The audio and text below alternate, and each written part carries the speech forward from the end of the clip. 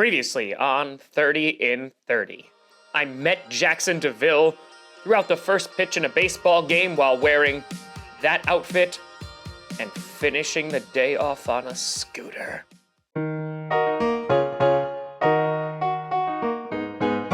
Day 19 started off actually pretty nice. We actually slept more than 5 hours. It was probably the peppermint schnapps from the night before.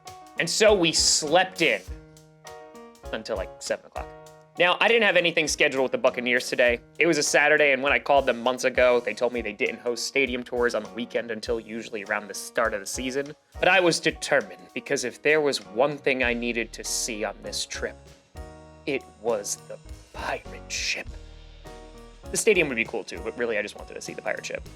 So before we hit the road, I put out a tweet, a Hail Mary, if you will, and I began my drive. You see, there was no direct flights from Jacksonville to Tampa, so it was time once again to rent a car, strap in, and hit the road. On the road again, my friends. I'm gonna have to make a lot of adjustments. Tommy's a race car driver. I don't think I've ever driven a Kia before. The Kia in ignition. Oh, Jesus Christ, it'd be a long ride. Yeah, I'm sorry, dude. And it was only supposed to be a 3.5 hour ride. That's not too bad. I mean, heck, I already drove 6.5 hours to Foxborough after jumping through a table the day before. How bad could it be? It took just about 5 hours, but I saw a moo cow. I'm gonna save you. However, something else happened on that drive besides the moo cow. The Buccaneers saw the tweet, and I got an invite to go on the pirate ship. We had made enough noise, and now I was going to fulfill my destiny of going on a very large pirate ship that's in a stadium. It finally happened.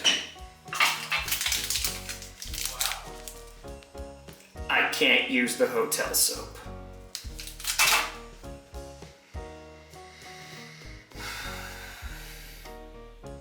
Purell, here I come. No. Johnny! I was just recording the thing about the soap.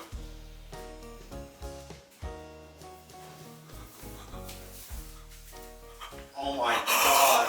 No!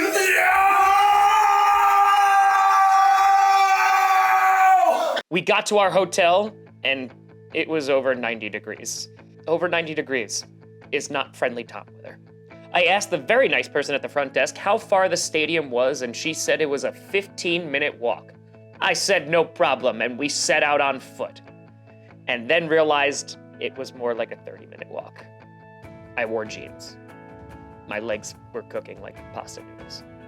After my legs baked in the hot Floridian sun, we had made it. A huge shout out to Ashley for helping us and arranging this entire thing. We made our way into the stadium, and there it was.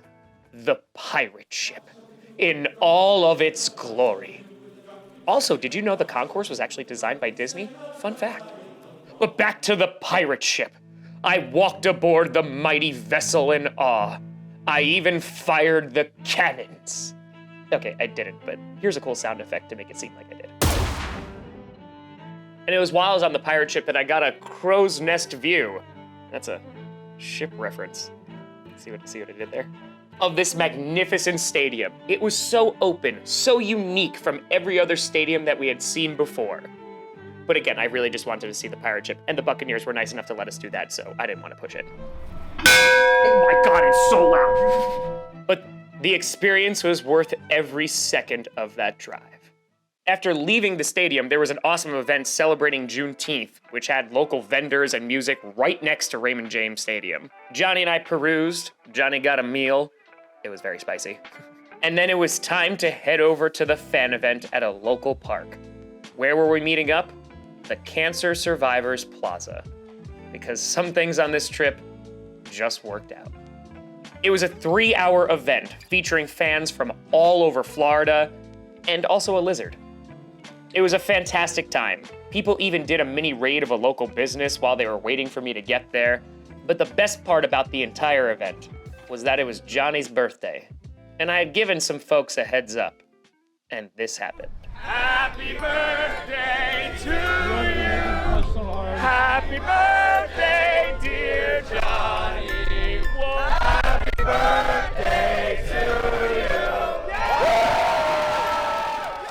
had tried to get Johnny a cake, but the son had other plans.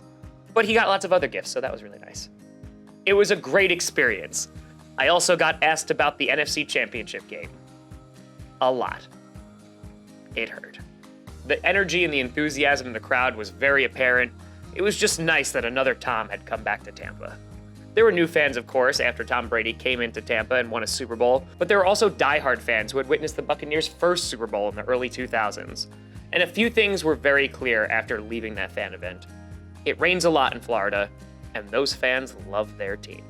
It felt really alive to just kind of like walk through the city and just see everyone rocking Bucs gear. The week of the Super Bowl was awesome because they had the celebrations and it was over here in our home stadium right over there. And I had never seen the city so alive. After getting a ride home in the rain, thank you again, it was time to get out that night's video and plan for the following day in Miami. You see, the past 2 days in Florida have really demonstrated how this trip runs. One day at a time. The Jaguars, we only got 24 hours notice that we were going to be allowed to go into their stadium. The Buccaneers, we got the invite while we were driving. This took 4 months of planning, and yet this still had to be planned day by day.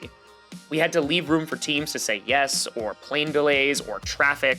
And so every night, after the video comes out and the day is done, it's time to book the next flight, hotel, and when I get to the next city, most of which I've never been to, find a local venue to host a fan event. It's chaotic. Things change by the hour, but it's the only way we can get everything done. The dates have been set for months, but every day, Johnny and I travel to a new city and just try to make it work. And today, we got the attention of the Tampa Bay Buccaneers, and I got to experience a small part of their stadium. So a big shout out to the Bucs and every team that has welcomed us so far. It's always appreciated, and we are just so grateful to have the opportunity to show off how awesome these places are. But a special thank you has to go out to you, the fans. As I've said for years, this is powered by you. Whether it's your donations to St. Jude, your support in the live streams, comment sections, or even in person at these fan events. There are no sponsors on this trip, just like there aren't sponsors on my individual videos. That is because of you. And that is why I drive, fly, or take the train to get here. This is why we've been traveling for 19 straight days. It's for the kids, and it's for you. Before this started, I said that in order for this to be successful, we had to make some noise. And boy, oh boy, have we made noise. Enough that teams, the NFL, and even guys like Pat McAfee have noticed. It's already gotten bigger than I could have possibly imagined. And in the final 11 days, how big is it gonna get? I have no idea. But we're gonna keep on making noise, and we're gonna find out together. A reminder that there are 2 ways to donate to St. Jude, either on every video through the donate button on YouTube or in the link in the description. Both go to the same place. I appreciate you all.